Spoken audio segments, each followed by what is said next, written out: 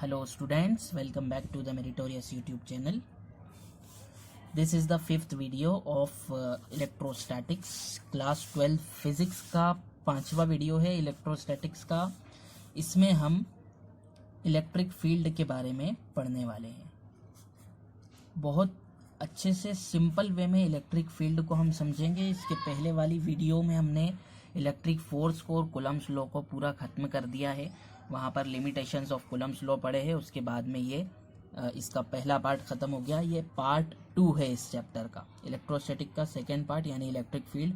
और it is very very important topic. ये बहुत इम्पॉर्टेंट टॉपिक है।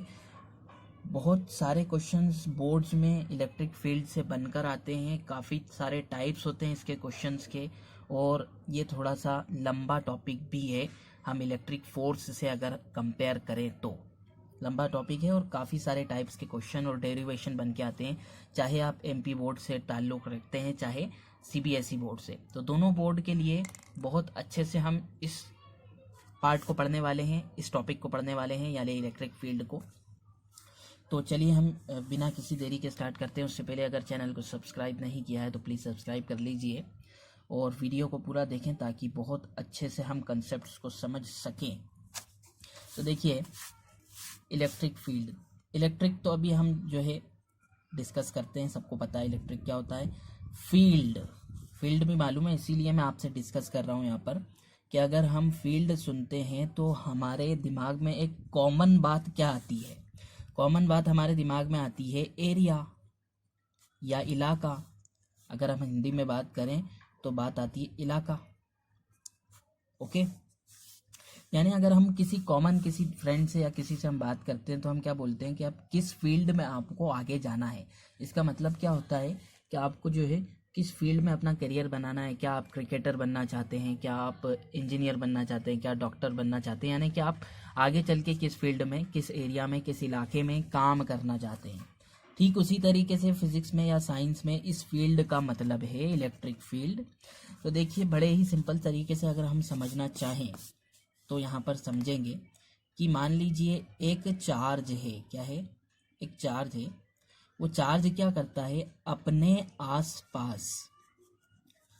आसपास क्या करता है, एक इलाका या एक एरिया या एक फील्ड बनाता है।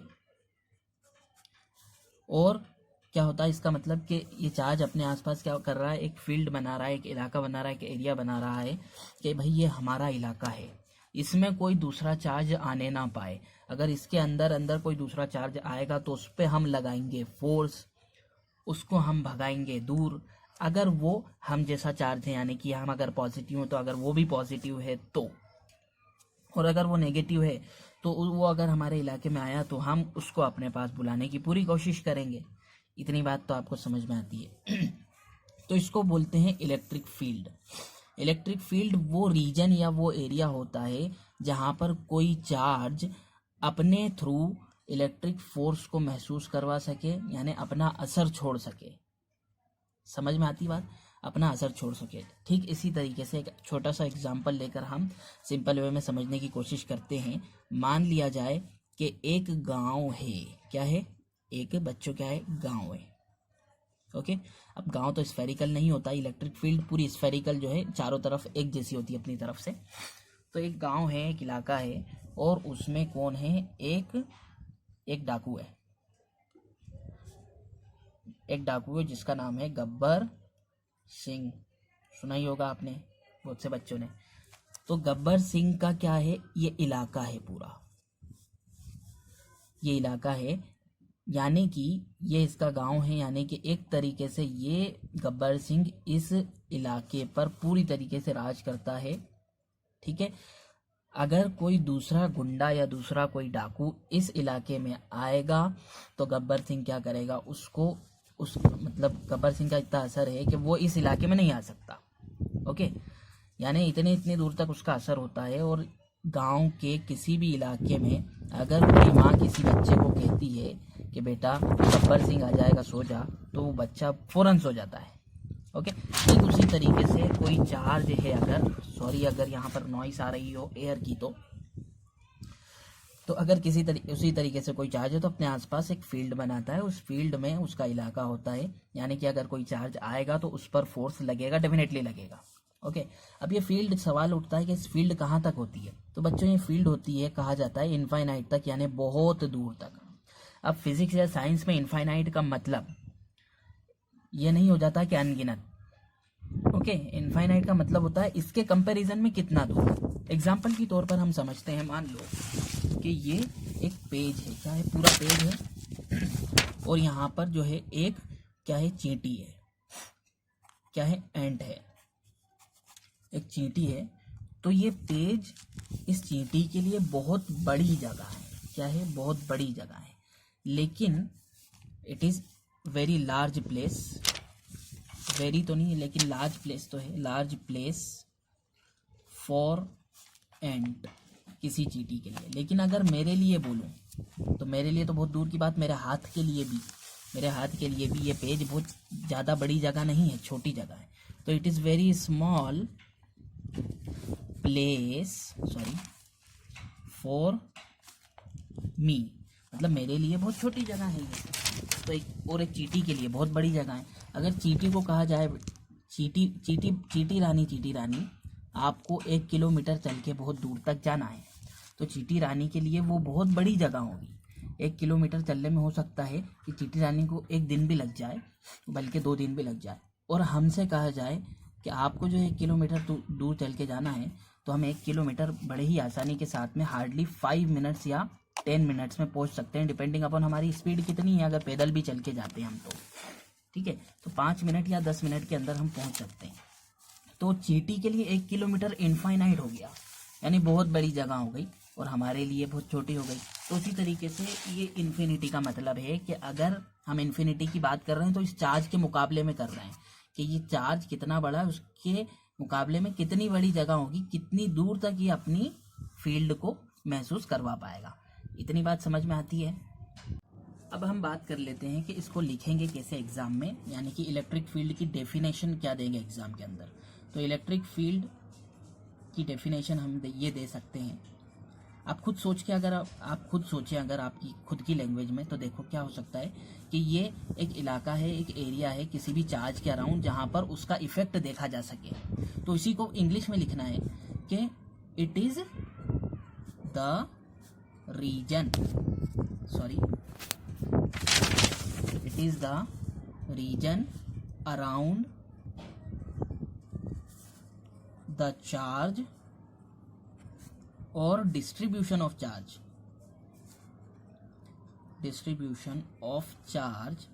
देखो डिस्ट्रीब्यूशन ऑफ चार्ज का मतलब क्या है कि कोई एक चार्ज हो या फिर बहुत सारे चार्ज हो, मतलब एक गुंडा भी हो सकता है किसी गांव में और बहुत सारे मिलकर भी रह सकते हैं। सिंपल सी बात है ना, ये तो बात समझ में आती है। तो एक चार्ज भी हो सकता है, यहाँ पर एक चार्ज बड़े सिंपल तरीके से समझाने के लिए बताया गया। डिस्ट्रीब्यूशन ऑफ चार्ज,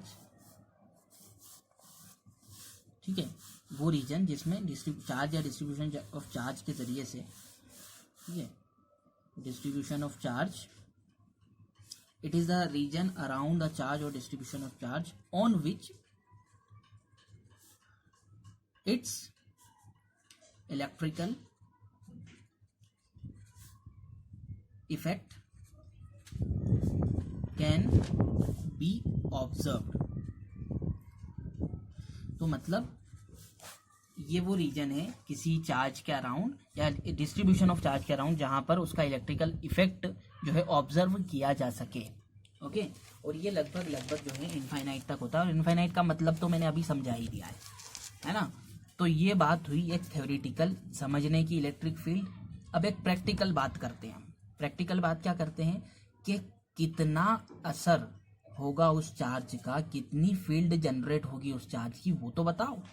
कि अगर मान लिया जाए कि इसके इलाके में कोई दूसरा चार्ज आया, मान लो कि स्मॉल क्यू चार्ज आया, तो वो इस पे कितना फोर्स लगाएगा, उसकी कितनी हालत खराब करेगा, यानी कि इसको कितना खामियाजा भुगतना पड़ेगा इस चार्ज को इसके इलाके में आने पर।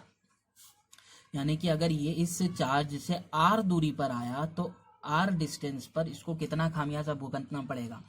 तो ये तो एक सिंपल सी बात है कि एक चार्ज है अपने आसपास इलेक्ट्रिक फील्ड जनरेट करता है, तो उसके पास में बहुत ज़्यादा इलेक्ट्रिक फील्ड होगी, उसके पास जितना पास जाओगे उतना ज़्यादा असर होगा, दूर जाओगे और ज़्यादा असर खत्म होता जाएगा, इनफाइनाइट पर चले जाओगे यानी उसकी बाउंड्री पे चले जाओगे तो उसका चार्ज का असर खत्म हो जाएगा। तो हम यही देखना चाह रहे हैं कि अगर किसी r दूरी पर किसी दूसरे चार्ज को लाया जाए तो वो चार्ज इस चार्ज से जो इलेक्ट्रिक फील्ड जनरेट हो रही है वो उसको कितना महसूस करेगा, है ना। एक चार्ज ही इलेक्ट्रिक फील्ड को महसूस कर सकता है। अगर कोई इंसान को खड़ा कर दो यहाँ पर हम, तो कोई इंसान को इलेक्ट्रिक फील्ड थोड़ी महसूस होगी, ओके, एक चार्ज को महसूस होगी। तो उसके लिए एक टर्म लाते हैं हम, उसको कहते हैं इलेक्ट्रिक फील्ड इंटेंसिटी इंटेंसिटी या इलेक्ट्रिक फील्ड स्ट्रेंथ भी बोल सकते हैं अपन। क्या बोल सकते हैं? इलेक्ट्रिक फील्ड स्ट्रेंथ यानी कि इलेक्ट्रिक फील्ड की ताकत यानी कि क्षमता, अगर हम हिंदी में बात करें तो क्षमता। ओके, तो मेरी हिंदी जो है बहुत अच्छी नहीं है, तो अगर यहाँ पर मात्रा की मिस्टेक हुई हो तो आप उसको कंसिडर करना।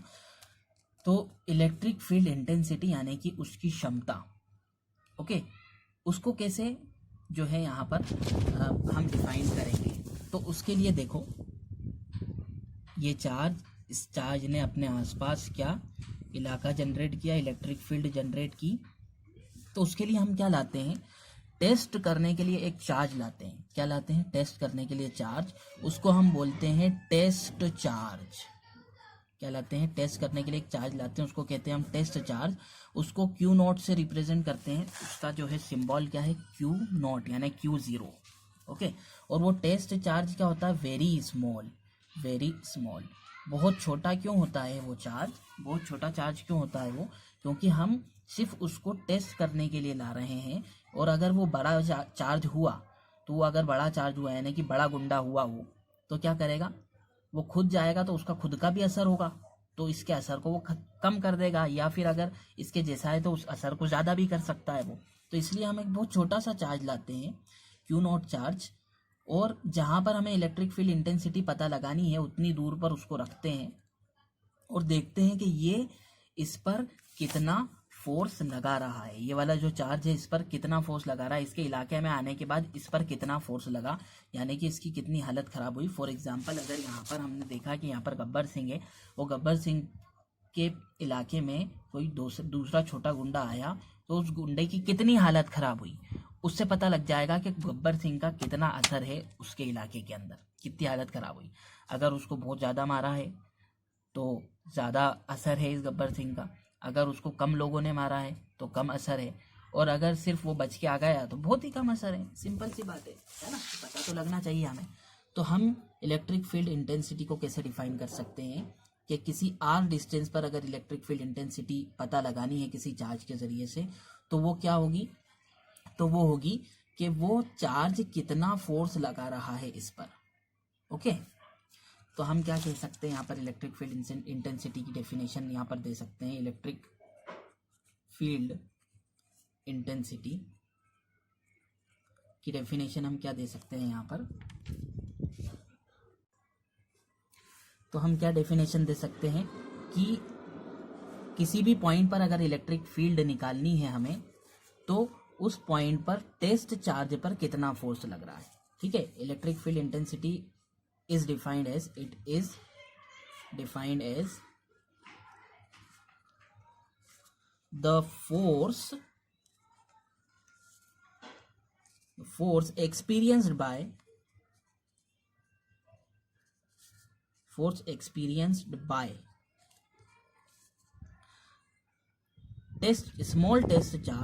small test charge at any point is called electric field at that point। उस पॉइंट पर उसकी इलेक्ट्रिक फील्ड कितनी होगी, ये होगा, ये किससे पता लगेगा कि यूनिट पॉजिटिव चार्ज या किसी टेस्ट चार्ज को हम वहां पर रख दें तो उससे। तो इसका जो है डेरिवेशन क्या हो जाएगा, इसका फॉर्मूला क्या हो जाएगा इलेक्ट्रिक फील्ड इंटेंसिटी का।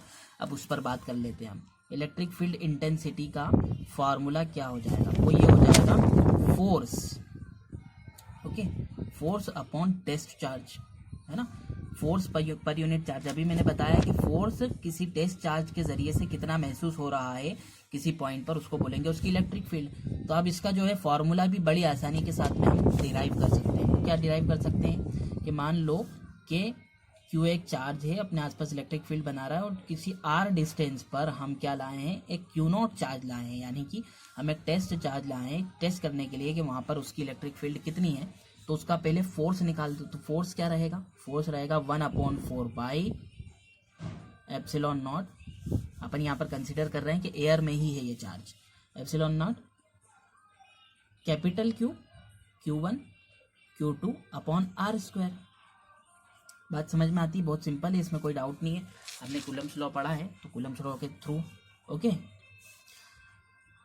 और यहाँ पर जो है हम ये फोर्स निकल गया, दिस इज द फोर्स, और डिवाइडेड बाय में क्या है, डिवाइडेड बाय में ये है test charge, okay. Electric field की डेफिनेशन क्या है कि force upon test charge. Test charge से टेस्ट चार्ज कैंसिल हो जाएगा, तो इसका फॉर्मूला निकल के आएगा 1/4 by epsilon not capital Q by R square. Capital Q क्या है, जिस चार्ज की इलेक्ट्रिक फील्ड निकालनी है। तो यहाँ पर इलेक्ट्रिक फील्ड का क्या निकल करके आया, यहाँ पर हमारे सामने फॉर्मूला के क्यू बाय आर स्क्वायर।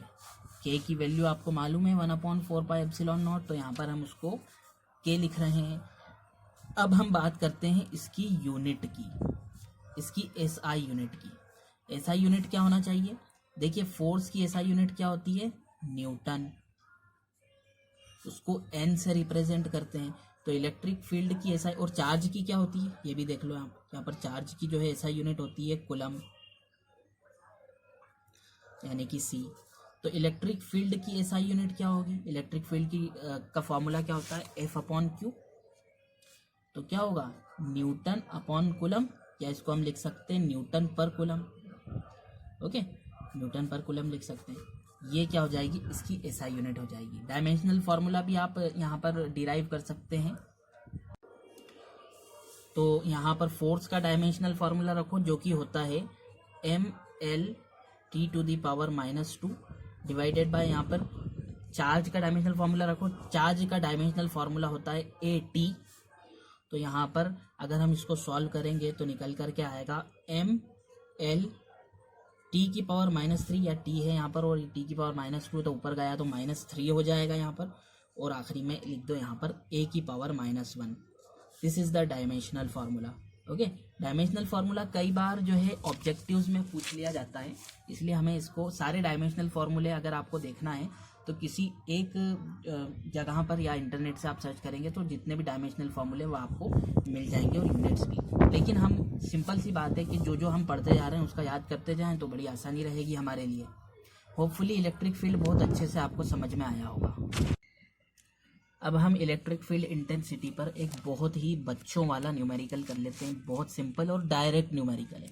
देखो क्या दिया हुआ है, calculate the electric field intensity at a distance of 10 metre from a charge of 2 coulomb in air.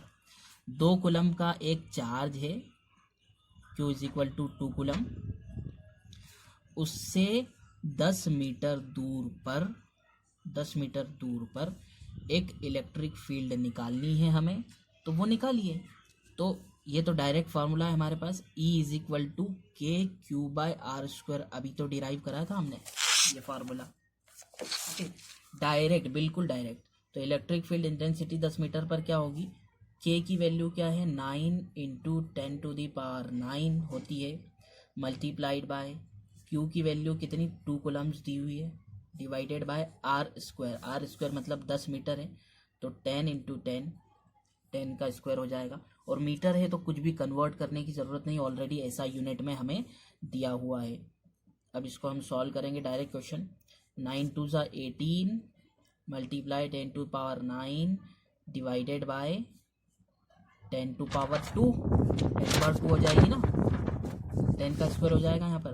तो 10⁻² से 10⁹ को कैंसिल करेंगे तो 10⁻7 बचेगा, और यहाँ पर न्यूटन पर कूलम लगा देंगे हम यूनिट भी। तो E = 18 × 10⁻7, लेकिन इसको स्टैंडर्ड फॉर्म में लिखना है हमें, तो 1.8 इंटू 10⁻, हम जो है क्या क्या करेंगे, यहाँ पर एक पावर बढ़ा देंगे, 8 हो जाएगी न्यूटन पर कूलम। ओके, ये भी हमारा आंसर है, इसमें भी कोई डाउट नहीं। लेकिन स्टैंडर्ड फॉर्म में, यानी कि एक तरीका होता है कि एक नंबर के बाद में या 2 नंबर्स के बाद में हम पॉइंट लगा देते हैं। ओके, और जब हम पॉइंट इधर लगाते हैं, लेफ्ट हैंड साइड पे खसकाते हैं, तो ये पावर को हमें बढ़ानी पड़ती है, और राइट हैंड साइड पे खसकाते हैं तो घटानी पड़ती है। तो इसलिए हमने लेफ्ट हैंड साइड पे करा है, तो इसको बढ़ाना पड़ा है। ये बेसिक भी आप समझ लीजिए। तो देखिए, आज की वीडियो के लिए इतना ही। आपको ये वीडियो कैसा लगा आप कमेंट बॉक्स में बता सकते हैं, और ज़्यादा से ज़्यादा लोगों तक वीडियो को पहुंचाएं, और अपने कमेंट करें। और कमेंट में कुछ भी कर सकते हैं आप जो है कंप्लेन भी कर सकते हैं कि किस तरीके से हमें पढ़ाना चाहिए, एडवाइस भी दे सकते हैं। बहुत ज़्यादा जल्दी तो नहीं हो रहा है कि कैसे बेसिक से पढ़ाना चाहिए, क्योंकि आप जिस तरीके से पढ़ेंगे वैसे मैं पढ़ाऊँगा तो मुझे भी अच्छा लगेगा, और आपको भी वीडियोज़ देखने में मज़ा आएगा। Thanks for watching for this video.